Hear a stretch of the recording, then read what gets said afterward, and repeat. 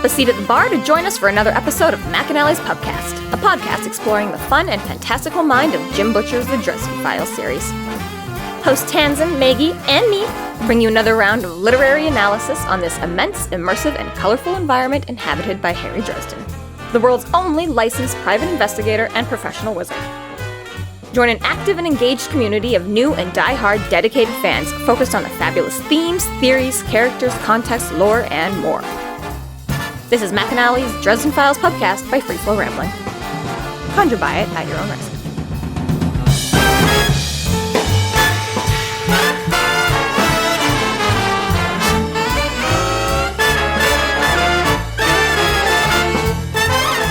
Welcome to the McAnally's Podcast, brought to you by Free Flow Rambling. This is episode 18.2, Sticky Wicket, where we are covering the novel White Knight. My name is Tansen, and I'm joined by Maggie. Hello, hello. And Jess. Enigmatic. Something or someone described as enigmatic is mysterious and difficult to understand. Chapter 3. Harry and Molly visit Butters at the Forensic Institute. Butters catches Harry up to speed on some suspicious suicides. Butters allows Molly to get an impression from one of the victims, which reveals a serial killer is in play. So it feels like forever since we've actually done one of these. Oh my God, it has a little bit. Yeah, welcome back, everyone. Happy holidays. What did Santa bring you? Cool. Checks out. I hear that I'm getting a lot of coal, too. Or sorry, I got. I was going to say, Jessica, so it hasn't even arrived yet. That's why I get like, my own gifts. That shit is still. That was the Kindle. I was like, Jessica's thing. Thank you. She's Holiday like, shopping. if I wanted, I bought it. And if I didn't buy it for myself, you probably can't afford to. All right. Checking you off my list. So we're back at the Forensic Institute, where we haven't been since that whole necromancer debacle, because Harry has a lot of nightmares about this place and doesn't want to come back to Corpse Central. One guy you know gets turned into a zombie in front of your eyes and tries to kill you, and all of a sudden you're like, I don't want to go there I anymore. was going to say, Harry, I'm sure you see corpses all over this town. God. Right? Yeah. There's very few places now, but okay, I get it. And the replacement guard is not nearly as social as Phil. Right? Well, look where it got Phil. Maybe not enigmatic and all. Nope, don't think so. No, no. Good try. I feel like it's supposed to be more subtle than that. Wink, wink. Nudge, nudge. Do we put sirens on when somebody's stumbles? I was going to say, it's not like a time trial thing. Like, who's the first person that can, like, wedge it in? I'm sorry, I'm still in competition mode. I will win. Oh, Lordy. Yeah, Harry is not tempted to start bringing him a bunch of Max Ale right now. It's like, guy won't even pick up the fucking phone and call Butters. It's like 2 seconds. Just tell him I've got another person here. On top of the fact that the person he's got with him looks like... Molly. looks like Molly.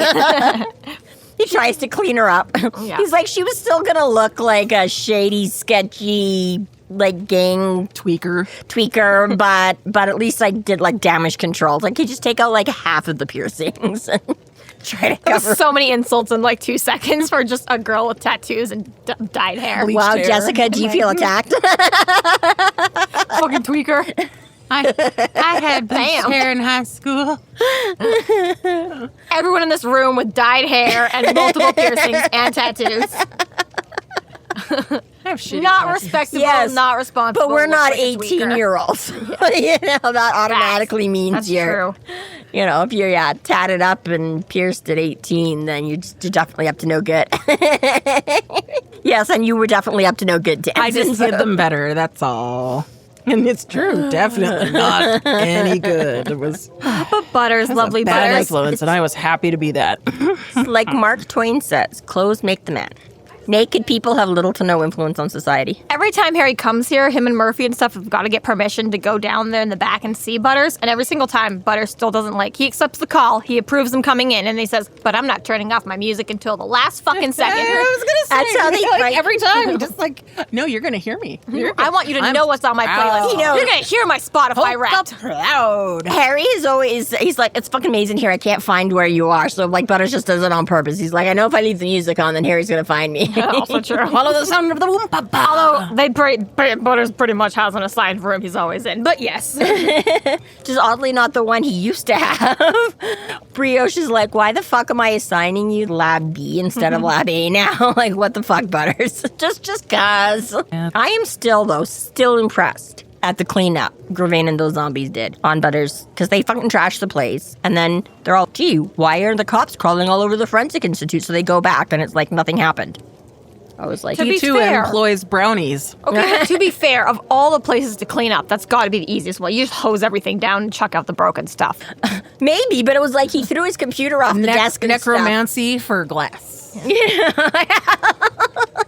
He just reanimated it all, and it just walked back into its pain. Butters was like, well, I'm still on the clock, so. He had a time turner as well. Yeah, I was gonna say, like, Hermione's like reverso spell or something, or whatever. She just fix it. Anyways, yeah. Harry and Molly come into the lab and get to experience Weird Al's version of Bohemian Rhapsody. Man is a frickin' genius. I'd be impressed with that, actually. It's real. It's yeah. Is it? I've never It's a actually thing, looked yeah. it up. Like, Oh, Weird Al is a fucking genius. he is. Now, this whole Butters, I'm not going to tell you who, but I assume you knew I was coming by. It's the secret to keep it from Molly? Or just in terms of, like, in case anyone else is over I hearing? think more just the walls have ears kind of a thing. I was like, Molly was just fucking there. like really, like, Harry can take care of any surveillance like that. yeah, I mean, If really. he knows about it, if but he knows about it. Of course, it's it'll subtle. take out your computers, your lab equipment, your... I was gonna say, if like Brioche happens to be walking by in the hallway and he does it though, then he's back in front of the council. Fair enough. You killed another person with magic, Harry. I just didn't want him to overhear, okay? I wonder. It was just a little hex, guys. Come on. I wonder, I don't know, if it comes out way later on that, somebody paying enough attention to Murph and Butters does have their offices bugged or something like that. Like, you guys are way too friendly with this wizard. What's going on? Weird underground shit. Although Murphy's already paid the price for that. I'm like, isn't she paying the price for that right now? And she's like, This is totally you different. piss off a lot of people, Harry. Just because we're associated doesn't mean good things. Wait, does Harry ever tell her that the Black Court was going to blackmail her? Nope. Because he knows Murphy would be pissed at him fighting her battles for him. Right. So it doesn't come out. Okay. She would have just been like, don't fucking, but she wasn't there. She blew the state. So he's like, whatever, fuck, I get to make this decision for you. And she lost her job anyways. Maggie's Didn't go like, to jail. "Damn it, that's another but lost quiz her job. question, Bon." But also, Butters, listen, I should be careful what kind of information I share. So you didn't hear it from me. Exactly. Great. Let's get to this already. What the fuck is going on?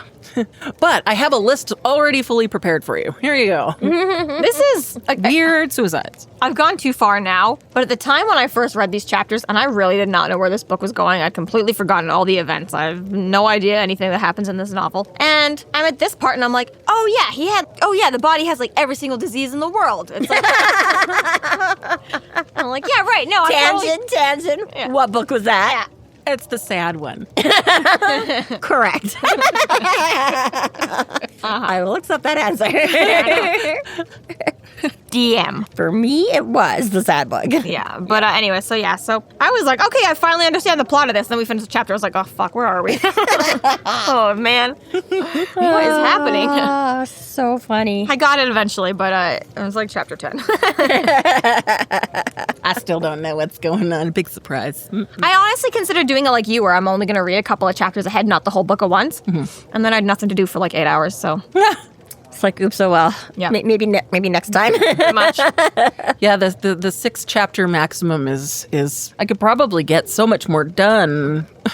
But No recall. if I do too many, I notice when I do too many because like then I get to the point where I'm like, Yeah, no recall. Yeah, oversaturated with influx. So he introduces them all, and Butters is all like, oh my god, you have an apprentice? But I'm like, which fair. But at the same time, having gone over books and doing this quiz, I'm like, Harry's had not as full-time hardcore, but that was the whole thing with Kim Delaney. He's like my sometimes apprentice because she comes with me. And he's like, I often help like people with like little one-hit wonder things. And he's always doing mild training. I was going to say, so yeah, he's apparently had like all kinds of But Butters isn't in the scene and probably wouldn't have met any of those people. Not too many actually make it to the morgue. This is true, I guess, but If it Harry just does his feels job like, right. I don't know, just overall, it just feels like they're making a big deal about Harry having like an apprentice. And I was like, wait a minute, though. He's To be fair, like Molly is one of a kind. This is just like his for like hardcore protege. It's like none of those other ones counted. They were all like, meh. Well, to be fair, a lot of them were more one-time or small magic. We're never going to get anywhere close to the council. Yeah. Molly's an apprentice to the council. She could eventually make the council. I was going to say, she gave Harry a run for his money in the first time she came out to play her, essentially. So it's like, okay, fine. Like, sorry about all you other people. Good thing you're dead, Kim, so I don't have to insult you further. But to be fair, if she Molly's like really Molly my had, apprentice. She was the first one that visited the morgue. See, it wasn't Molly. Come on, Jess, you know it's funny. She's just mad she didn't make it. This is the girl who, when we were watching the movie we made when I was like 8 years old and my brother was in the hospital. My mom, when she was a small child, her two brothers were dying, so they decided to film a movie. Not of that. Oh, yeah. Okay, yes, there was 4 of us that had to spend a lot of time waiting around while our parents did hospital stuff and little brother's stuff. And so we would spend all our time in the playrooms. And yes, my brothers, who were like 5 and 7 years older than me, wrote this Disappearing Princess, which is Arthurian kind of medieval sort of story. And then we filmed it with, the help from the people in the hospital playroom and all this kind of stuff. And so, yes, at the time, my first youngest brother, unfortunately, did not manage to recover and died in hospital. And we spent we spent an entire summer in Toronto at the Sick Kids Hospital. But anyways, so my sister found a copy of this a couple of years back and converted it over onto like a thumb drive or whatever. Oh. So it was really cool because I haven't seen this thing since I I've was... heard the stories about it, but didn't know that it got converted. That's cool. Yes, yeah. So I think I have a thumb drive somewhere that's got it on there. So the whole family sat down to watch it. And we're going through, and there's this one scene where my brothers are being like the Black Knight and like the Merlin and stuff like that. And so, again, most of our props were all like from the playroom, stuff like that. But they had this thing set up and they had like a skull and whatever on because it was in the magician's place. And Jessica's like, oh, you did manage to get your other brother into it. Touche. So, I think she's just mad that, not that you made the joke, but that you made the joke. So funny. She's just lucky the family is what the family is, and we all thought that was funny and didn't, like, murder her on the spot. They've trained me, I've trained them. We all understand each other. Dark humor, good times. gallows humor. It's the only way to deal with, like, death and sadness, right? Anywho. Back to the suicides. Back to the suicides, yes. Let's lighten up a little, guys, and get back to the suicide. Yeah, please. So all these suicides are just a little bit off. Like, why make yourself some food if you're just gonna off yourself? And this is kind of cool in the sense that, much like Murphy in some of these things, he's had enough influence, enough training. Butters is a detective. Right? To be like, wait a minute, these things are weird and don't add up. And there's just enough. And I mean, again, right, Butters is like, I can't figure out what's going on. He doesn't necessarily think immediately it's like supernatural per se. But again, like you say, it is just interesting that he's like, there is enough. But that it's not possible to be a suicide, or at least if it is, it's incredibly crazy. Yeah, I don't know what's setting up to do. Right. And yeah, I mean, makes enough sense, I suppose, when Murphy's right. But I mean, again, Butters is not like, oh my God, something magical is good. But Butters is like, something's not adding up. Mm-hmm. Right, which starts the thing. And then Murphy looks at them and Murphy starts noticing that, the absence of any logical explanation hints at supernatural and whatever. So good on Harry. And again, just how smart are like Murphy and Butters and stuff like that they're starting to twig to this stuff now, right? It's a good team and networking. Totally. Yeah, it's super cool. And yeah, it is just exciting. Sorry people died, but like, holy shit, you guys are good at your jobs. Right. Crazy. And again, expanding the knowledge base of your jobs. That exactly. It's not just and it's just that sort of cliche nobody believed Butters. They threw him in a loony bin for asking too many questions, and then you get to the people, you put Butters with the right people, and it's like, wait a second, you fucking know shit, you see shit, you're on the ball. This group is performing. This, right? Take your accolades. Right. You know what? That is hilarious. I don't know if we've ever brought that up on here before, but Tanzan and I did a communications course. Norming, storming, something performing. Forming, storming, norming, performing. Yeah.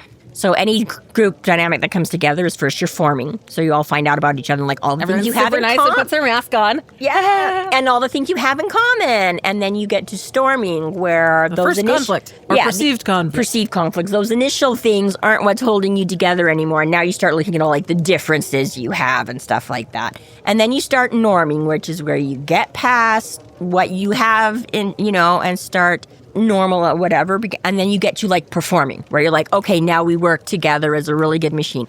And the dynamic between this is you can go back and forth between like storming and at any given time. You can go back to, so anytime somebody new comes into the dynamic or leaves the dynamic, or you get a new idea in the dynamic, or right, you're constantly going back and forth between that like storming and norming. And so yeah, which is something I have incidentally of all the things I've done in and around. I'm like, actually, that one you can always find truths to that. And then whether it was like my kids or work relationships or whatever, I'm like, oh, we're storming now.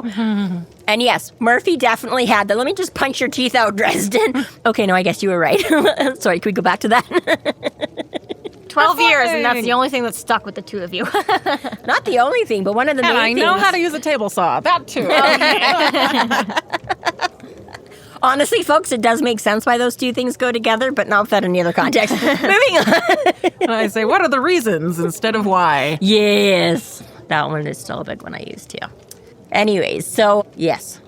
Harry very much playing the lawyer here. Does this say that she was on antidepressants? Yeah, I know, right? He's like, am I reading this right? It's like, okay, you know what, Harry? Just because sometimes you're on antidepressants doesn't mean everything is all hunky-dory anyways. It doesn't mean you're automatically suicidal either, okay? There's a whole spectrum of things there, Harry, okay? Hey, don't be defensive. Me? Never. But yeah, so one of the weird things is that, this first victim, both her wrists were slit perfectly evenly. And if you've slit one wrist, how the hell are you getting to the second wrist, especially so cleanly? Well, and it's deeply, right, is his point. He's like gone way down, cut severed tendons. Yeah. That's what holds your hand together. Yeah. Yikes almighty. Yeah. So cut the strings on the puppet. The puppet ain't doing much, so... Right. So officially possible, but unlikely. Yeah. But based on other circumstantial evidence that there is no other evidence, it's a suicide. Mm-hmm. Right, sense. Yeah, exactly. Yeah. You can't prove it otherwise, so I guess this is the easiest answer. Mm-hmm. So again, right, it's like, it doesn't fit, but again, right, without anything to, which is a frustrating. They're also in weird places and hotels and not at home. That's the other thing. And he's like, that doesn't usually happen unless they need to go somewhere to do it, like jumping off a bridge or whatever, right? But he's like, most people will just do it. Because, I admit, if I'm going to off myself, why am I going to go through all that much more trouble of going out somewhere? I'm like, I don't want to leave my house at the best of times when I have stuff I want to do. So why am I going to make it that much worse if I'm just going to say goodbye? I was like, yeah, so I ain't going anywhere. So we get this little moment, too, that we see how far Harry has come because he would go to crime scenes and then puke his brains out.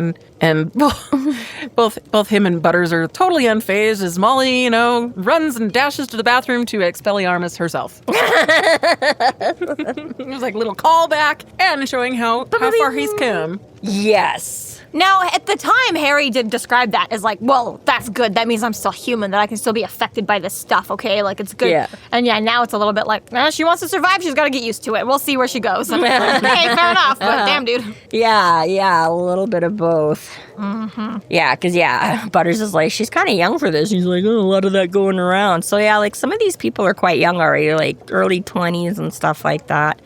The other one they were just at, she wasn't terribly old either. Yeah, which, honestly, it's fair. Once you're enshrined in the supernatural, same sort of thing with the whole Murphy. He kept saying, I don't want to get you involved, you'll be in danger. I don't want to get you involved, you'll be in danger. I don't want to get you involved. And eventually it's like, hey, you're involved. I better teach you before you're in danger. Yeah. And now you're already Molly is fucking, she's involved, okay? Sorry, yeah, you are only 19, 18. 18. Yeah, 18. And she did. Again, a little bit different, not exactly. Hers wasn't sort of a quote-unquote gentle step-by-step introduction like Murphy got. It's Molly jumped into the deep end. And well, he can't be enigmatic about this stuff. He really does have to teach her. I'm gonna kill you. No more sugarcoating. He's just got to get it out there. Wow!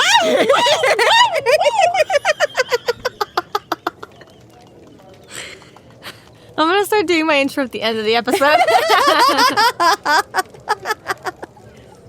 And Jess, redacted. Oddly enough, Jess is the only one that manages it. I wrote it down. 2 points. Excuse me, I'm the host this time. And no.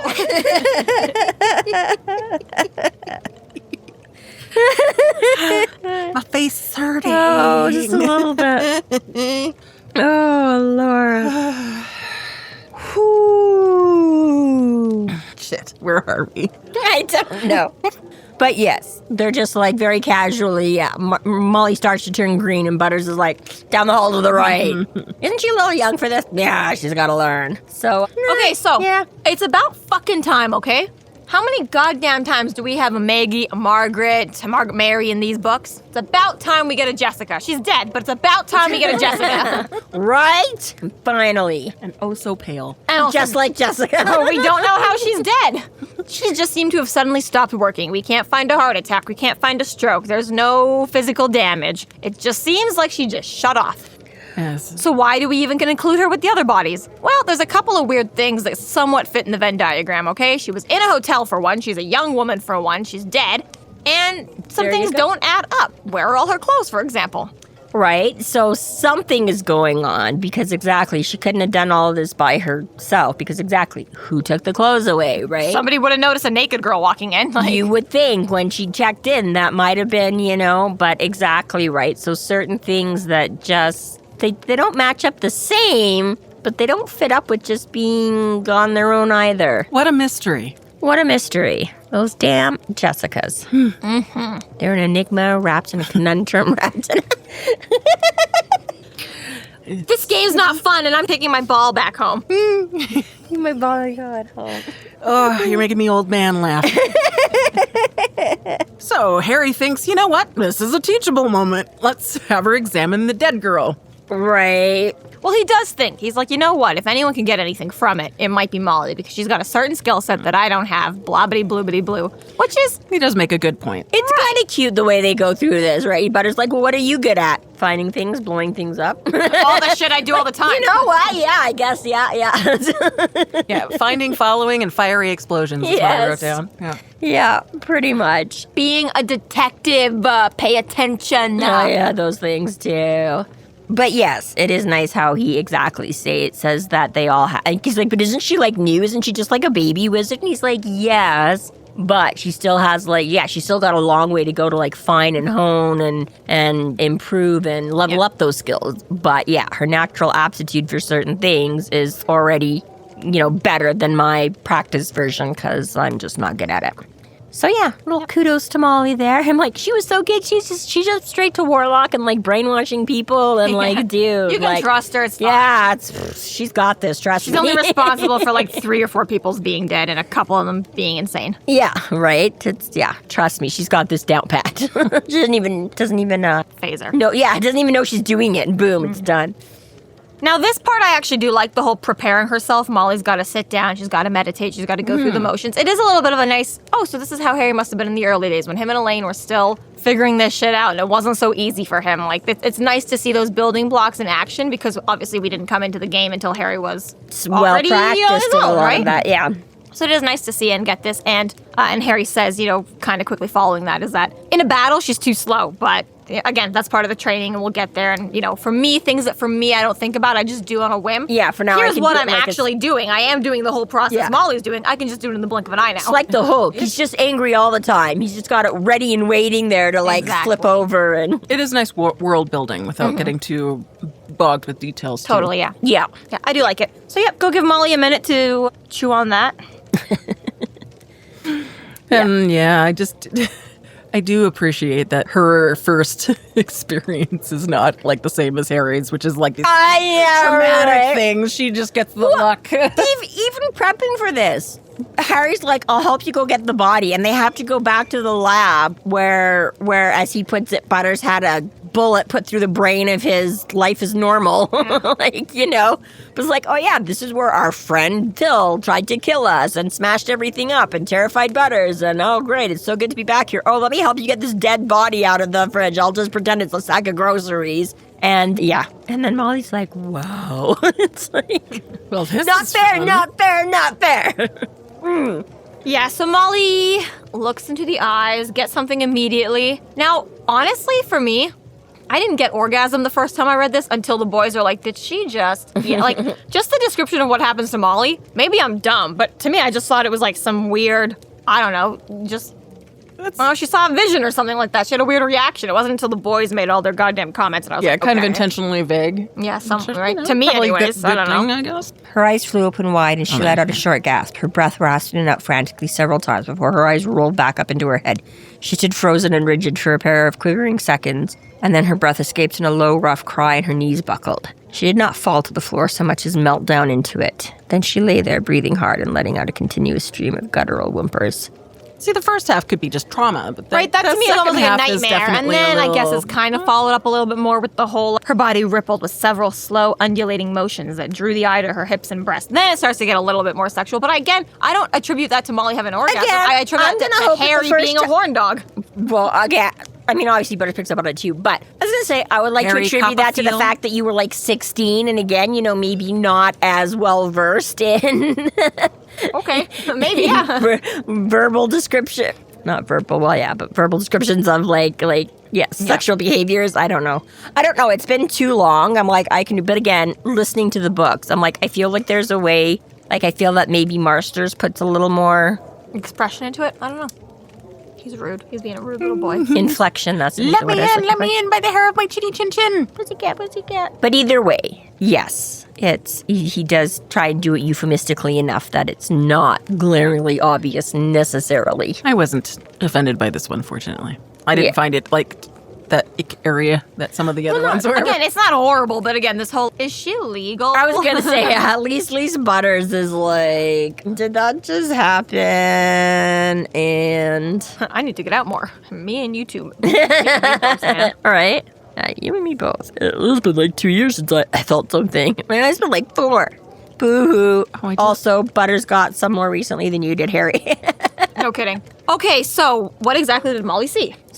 She got the experience of the use of a Wartenberg pinwheel, which is a medical device used to test nerve endings. How do you know that, Tanzan? Because I own 3 of them. It seems extensive. Okay, actually 2, I think. In different sizes. I say you only have 2 hands. Jessica, that's just waiting for all kinds of jokes. They're fun. they can hurt, though. But definitely suck. Little sharp, little Yeah. pinpricky. Yeah, so she doesn't really know what happened other than that she experienced the sensations that this woman went through. And obviously she was having a real good time and then everything just went blank.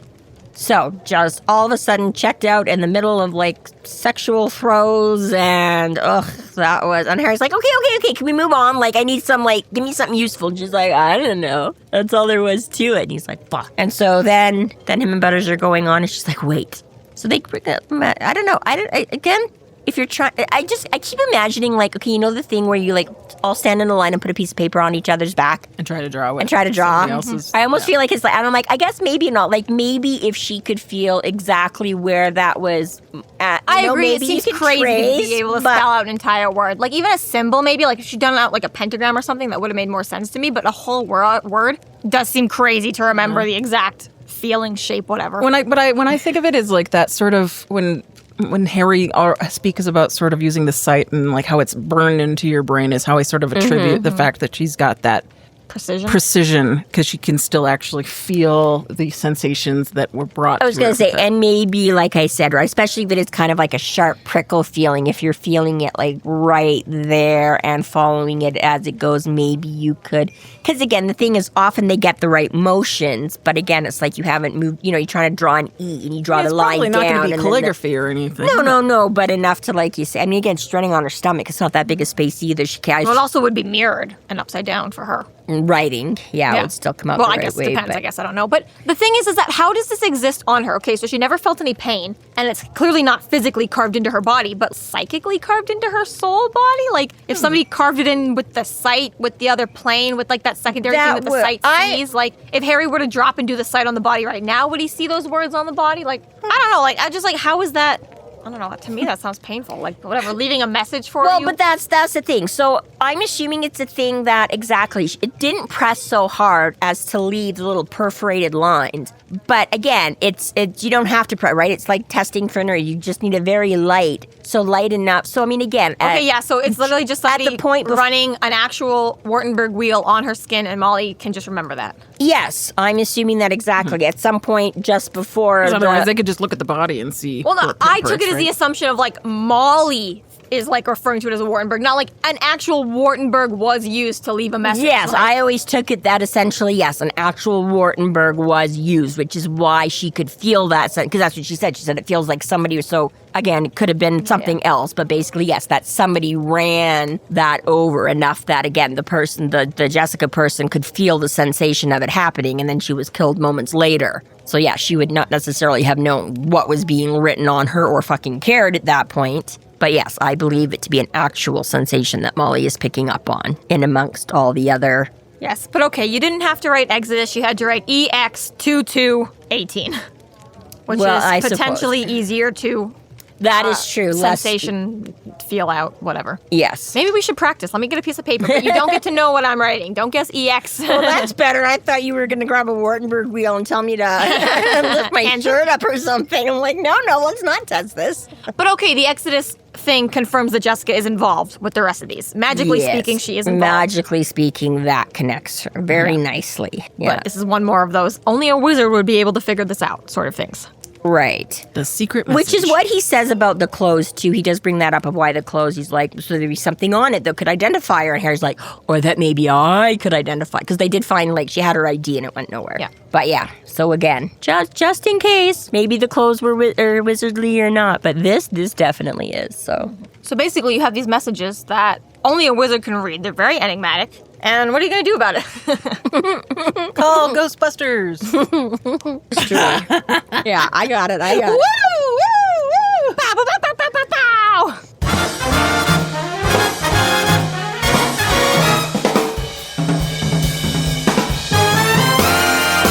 Thank you to our Patreon subscribers for your generous support. It's people like you who help us to do what we do. If you're not yet a Patreon subscriber, sign up today and get a fuck ton of bonus content, kick-ass merch, behind-the-scenes outtakes, and more. Sign up today at www.patreon.com/freeflowrambling.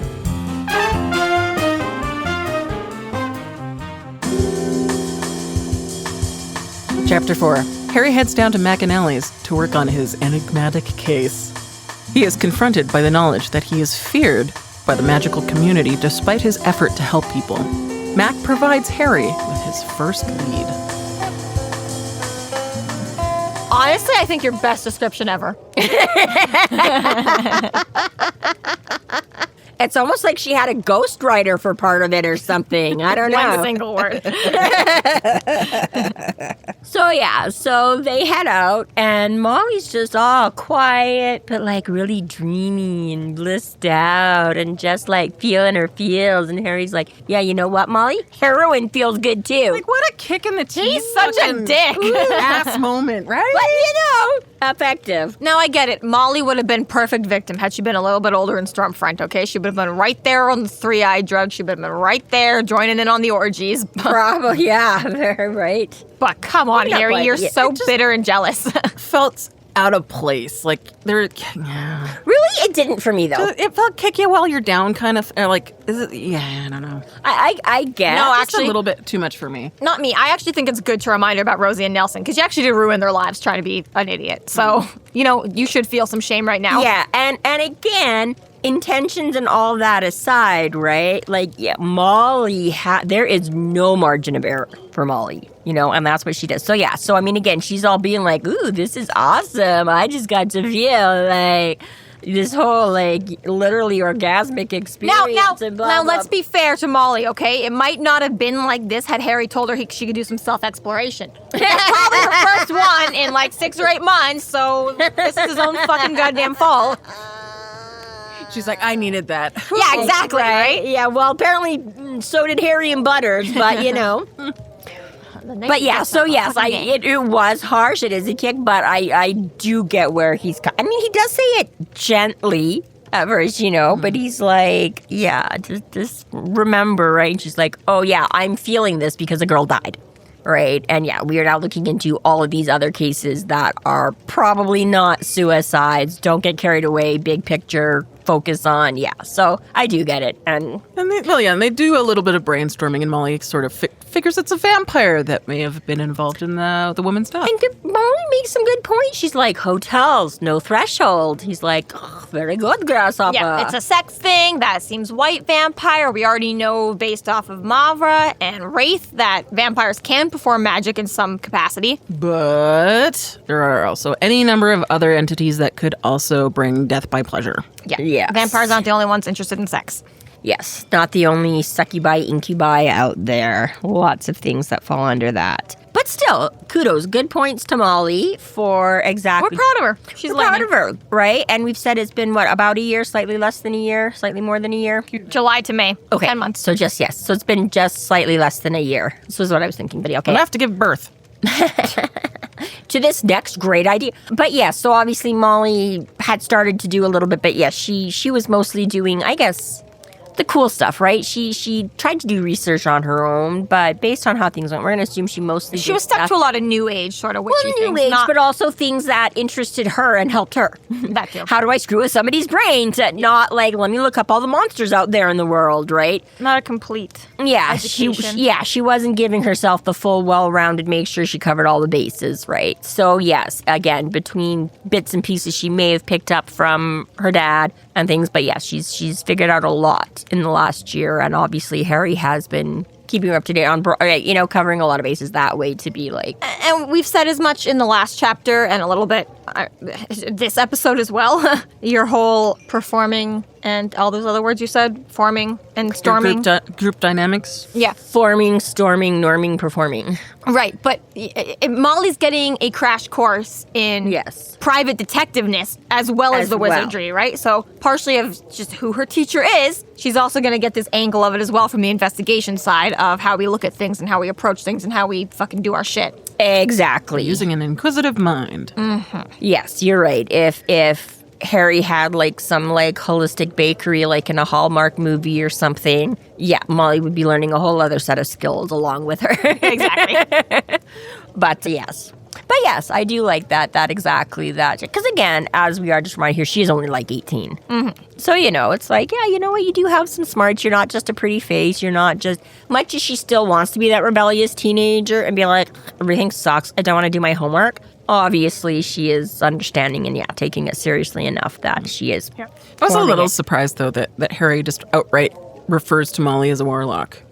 Okay. I was like, wouldn't you fall under that too? Yes, exactly. He does sort of address it, kind of, like that he's, that too. But like while I was going through it specifically, I was like, oh, like kettle black there, buddy. Absolutely agree. He's so harsh about it. Yeah.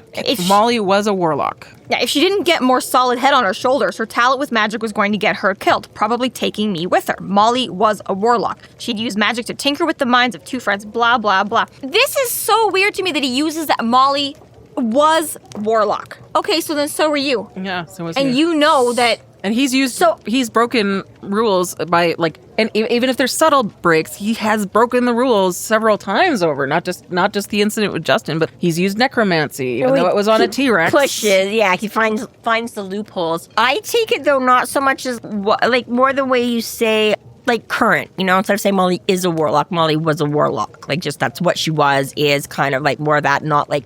and I think, to me, the distinction here is that Harry was considered one once, but he did his training, he learned his lesson, he has not been one for, right? So I think he's talking like right here, right now, Molly has not yet herself. I'd been a warlock. I'd been a warlock. That's the part that he follows up with that is so crazy to me, because he's like, okay, so then you're calling yourself a warlock, you knew that you had good reasons and good intentions. You weren't going around trying to kill anyone. You just defended yourself with magic. That's the only thing that made you kind of a warlock. So for him to be like, Molly was a warlock, I'd been a warlock, I'm like, that's two very broad descriptions for, I think, two very different cases.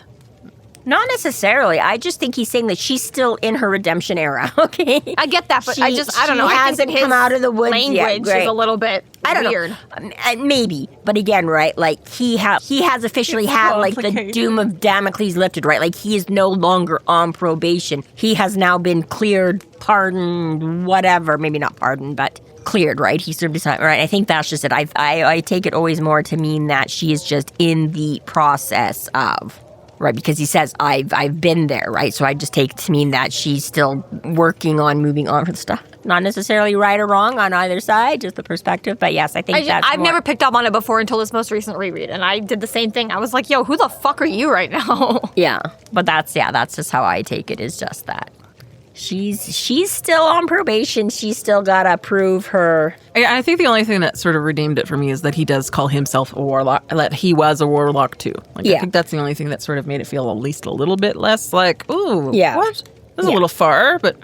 Yeah, because he does go through that whole explanation that, responsible for the future conduct until they satisfy the council. She hasn't satisfied the council yet, Harry has. Well, and I think the problem with these statements is that we have heard kind of similar things in the past, that once a warlock, always a warlock. So it's very condemning for him to say that out loud, especially as her mentor. Yes, I was going to say, as the one who stepped in and saved her and was like, no, she's not. She's worth saving. She'll be like, yeah, no, you totally are.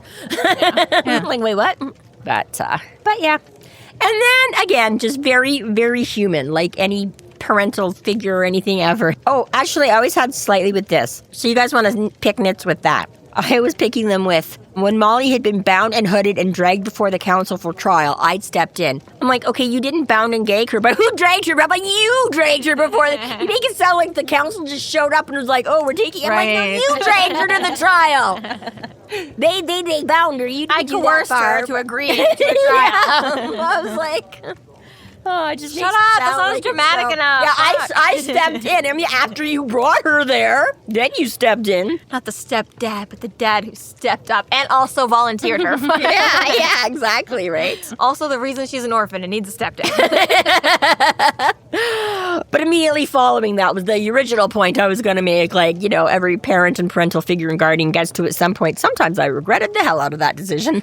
I love my kids, but oh my God.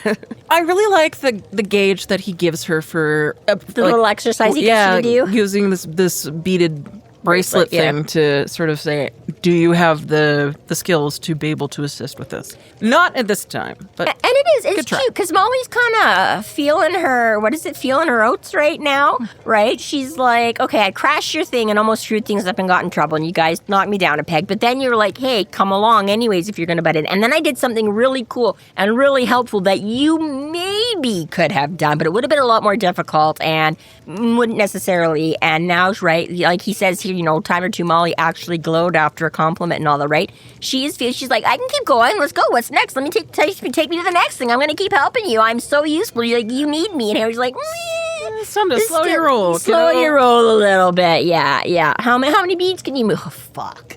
And even just this is cute too, right? Because she struggles to get that fourth one. And then she's like, oh, I got 6 yesterday. I'm like, oh, that relatable. Right, totally. Like, oh, yeah, yesterday when I was in my room and all calm by myself, now that somebody's watching. When you're all calm by yourself, you've got hours of free time, you get 6. When you're in the heat of the moment and you only get 4-ish. It's that fucking bullseye you nail in darts, but nobody happened to see it when you threw it. Exactly. Yeah. I got you, Molly. That shit sucks. Yeah, 100%, right? Yeah. But it is cute. It is a nice way for, I love all these little things that he's adapted. Like, Ebenezer made me, shovel hay into the loft for, 47 hours straight, He's like, I can't do that, and I won't do that to Molly.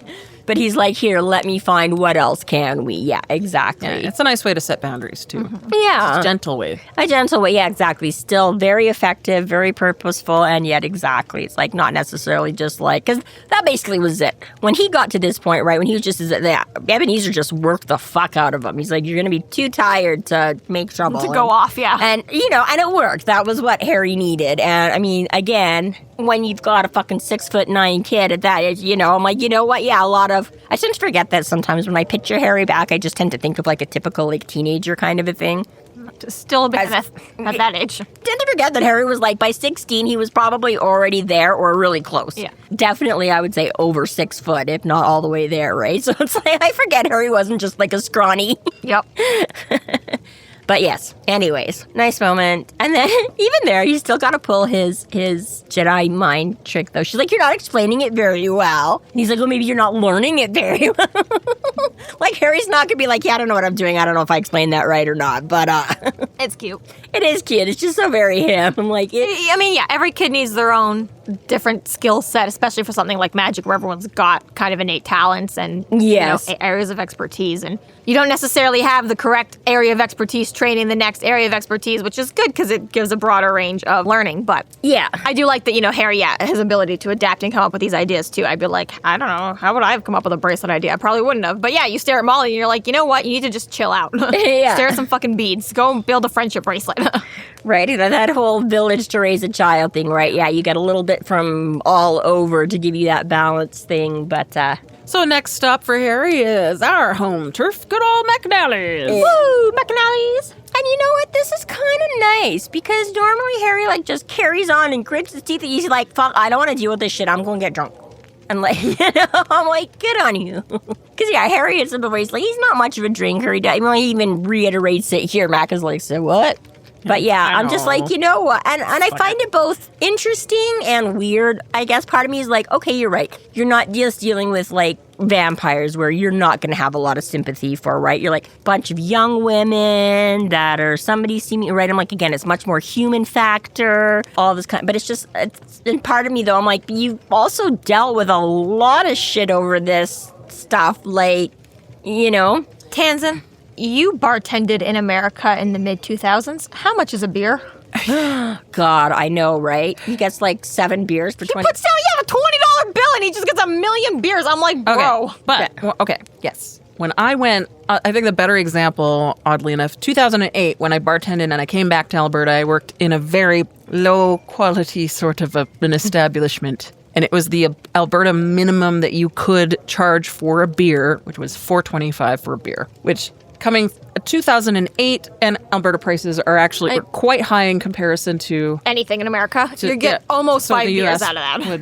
Well, yeah, it is possible to actually have that price. Okay. Yeah, it was like, yeah. I was just like, in Canada right now, that's 2 beers. Yeah. Yeah. If you're lucky. Like that's like for like shit beer. Yeah, it would cost. Yeah, I remember a few years ago, when we were doing the concession at Flames games and stuff like that was like $7-8 for a beer. And even just our pub, the bar I work at right now, like $20 is about 2 pints. Like, yeah. When I have cider, it's like not even bottles. $8 for yeah, no, it's crazy. But yeah, I was way back in the day, like 30 years ago. Same thing. And I was like buying a pack of smokes for like $2, and I was like, what the fuck? Because it was like over $5. Oh yeah, or whatever at the time for like smokes in Canada. And I was like, crossing the border, and it was $2. Yeah, yeah. I was like, no wonder so many more people smoke, right? But again, because we have ours taxed the fuck out of them. Or $3 or $4, and then coming back where it was like where all that huge taxes came back, and it was just like, holy shit, you guys are paying like $15-20 for a pack of smoke? Well, because I remember being confused as fuck just recently. I was in Chicago just like 6-7 months ago, and in Canada, with Canadian money,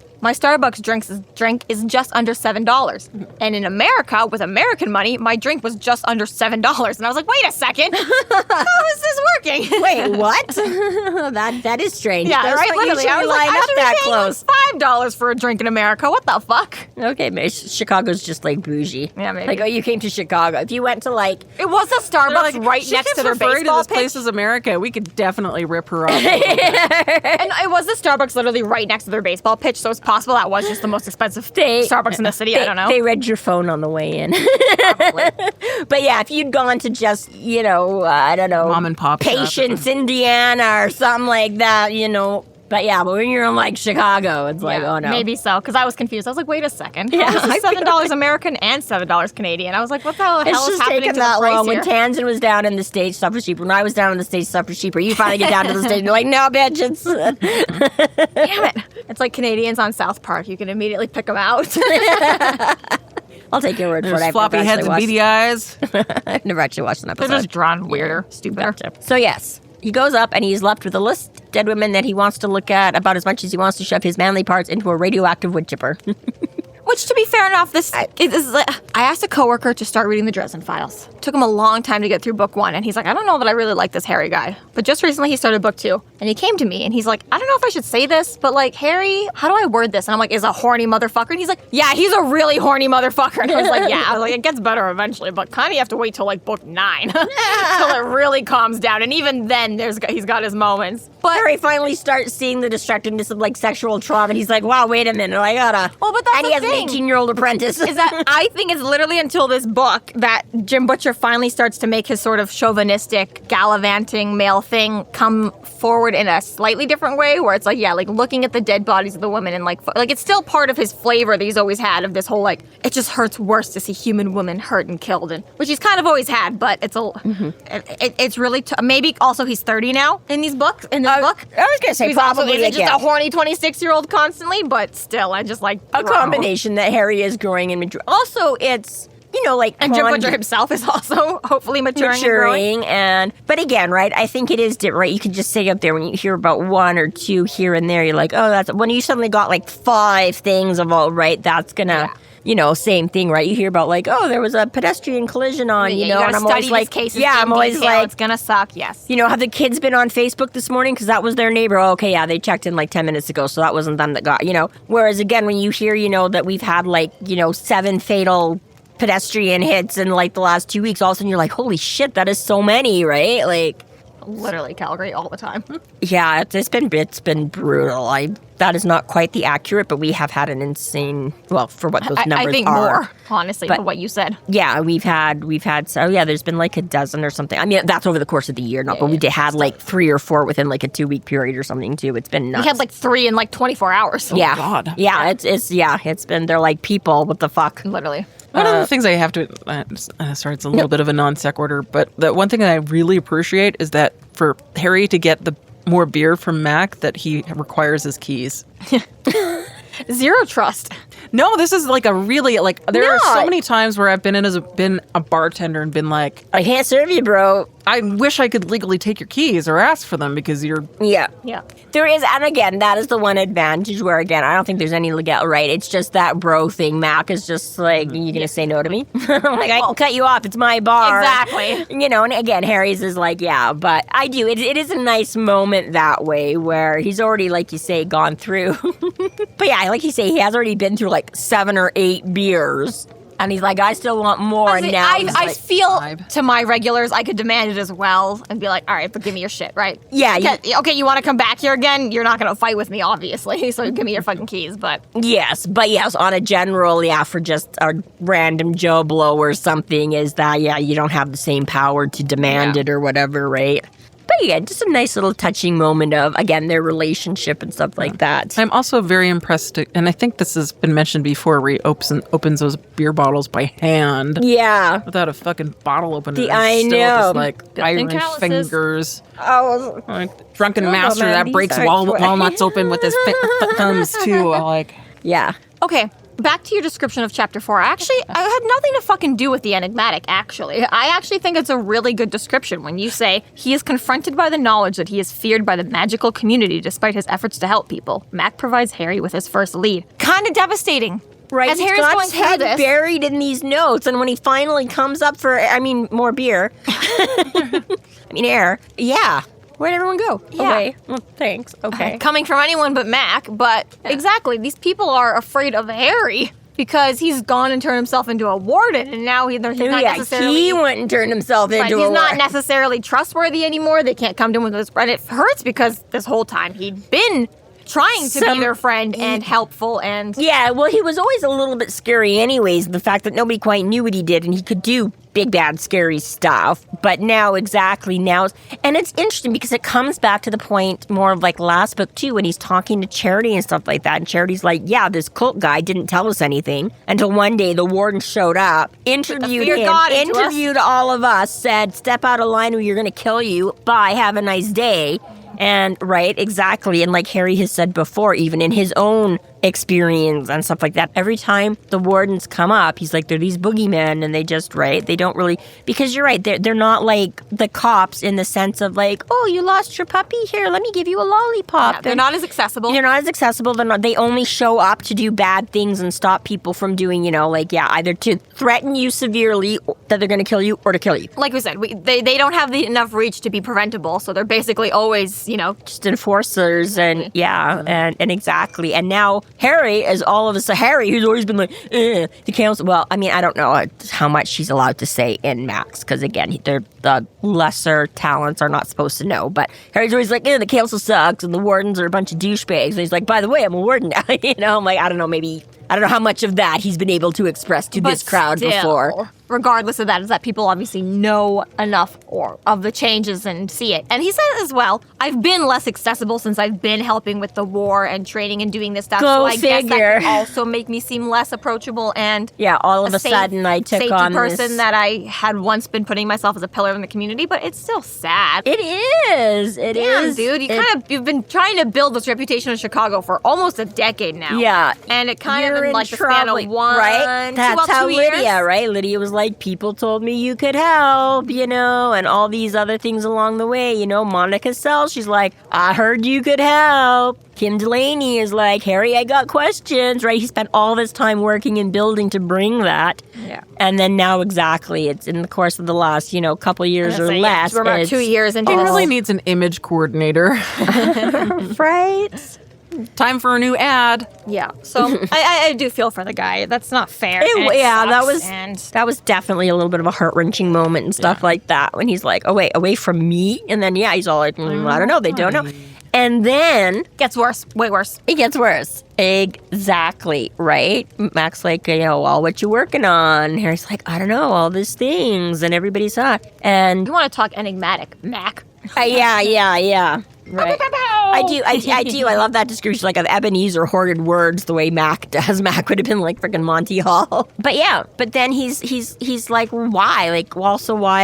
And Mac is just like, did you do it? And Harry's like, oh, you're serious? Oh, wait, you're not laughing. What? Me? What? Yeah, it's like, double punch. But again, Mac makes a certain valid point. There's a lot of, what the fuck is happening? Like, this is out of proportion and weird. Now, let's be fair. Straight out of left field for all of us. Yeah, right? But going back to what the people know, okay, if the last time you saw Harry out in public was deadbeat, this guy destroyed the city. He blew a box, he threw around a bunch of cars, he fucking ran a dinosaur through the middle of the streets, crushed who knows what. Yeah, buildings fucking and shot cars. someone in the back of the head, and then kind of disappeared with the wardens for 2 years to go do whatever the fuck he's doing, and girls are going missing in the magical community. It's not fair to Harry, but I get where the fear is coming from. Like, we've only got one guy in our city who's powerful enough to do this. And who is actively policing, and that's what the war, right again, like you say, people have semi-limited information about what the warden's job is. If you're not on the council and in the know, you only hear. So furthermore, But yes. to be such a small man that you can't defend yourself and you have no choice but to rely on people like Harry to do the defending for you,